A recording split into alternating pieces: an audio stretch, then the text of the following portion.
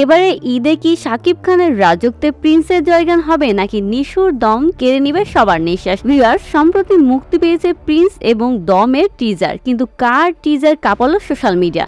বিস্তারিত জানতে ভিডিওটি না টেনে সম্পূর্ণ দেখতে থাকুন। শুরুতেই আসা যাক শাকিব খানের প্রিন্স সিনেমা নিয়ে। বিশাল মেশিন গান আর বিধ্বংসী লুকে শাকিব বুঝিয়ে দিয়েছেন তিনি মাস অডিয়েন্সের রাজা।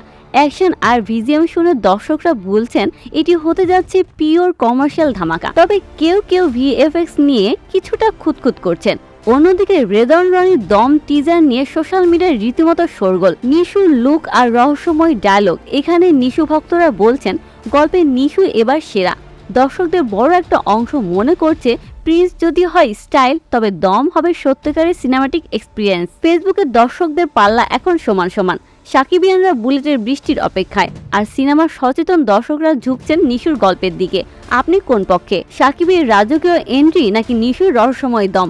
আপনার প্রিয় মুভি কোনটি? আপনার কোন সিনেমার টিজারটা বেশি ভালো লেগেছে? কমেন্ট বক্সে জানিয়ে দিতে ভুলবেন না। আর সিনেমার সকল আপডেট নিউজ জানতে সাবস্ক্রাইব করুন আমাদের চ্যানেল স্টার গল্প বাংলা।